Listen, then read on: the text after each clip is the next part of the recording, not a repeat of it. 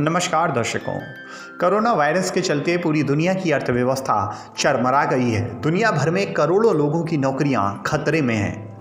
ऐसे में लोगों की सबसे बड़ी चिंता इस समय उनकी नौकरियां बचाने की है। ज्योतिष शास्त्र में नौकरियों में चुनौती से बचने के उपाय बताए गए हैं। दरअसल ज्योतिष विज्ञान में कुंडली का दशम भाव कर्म का भाव कहलाता है। इस भाव से जातकों के नौकरी, पेशे अथवा कारोबार को देखा जाता है।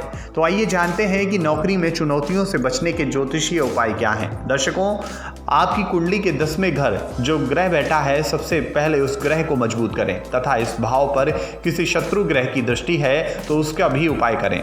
इसके लिए आप किसी विद्वान ज्योतिष से सलाह ले सकते हैं या स्वयं ही जानकारी जुटाकर इस ग्रह को मजबूत कर सकते हैं। दर्शकों, शनि ग्रह कर्म फलदाता है। ये कर्म भाव यानी कुंडली के दशम भाव का भी अधिपति है। यदि किसी जातक की कुंडली में शनि ग्रह कमजोर है तो निश्चित ही उसे कार्य क्षेत्र में परेशानियां आ रही होंगी। ऐसी स्थिति में शनि ग्रह की शांति के उपाय करने चाहिए। इसके निमित्त आप शनिवार व्रत, शनिवार को काले तिल और सरसों के तेल का दान आप अवश्य कर सकते हैं।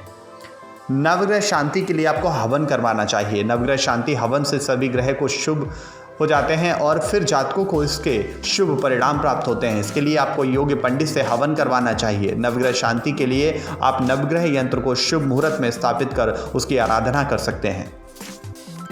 सूर्य ग्रह सार्वजनिक और निजी क्षेत्र में उच्च पद की प्राप्ति और लीडरशिप का कारक है। यानी जब आपकी तरक्की होगी तो आपको उच्च पद प्राप्त होगा और ये बिना लीडरशिप क्वालिटी के संभव नहीं है।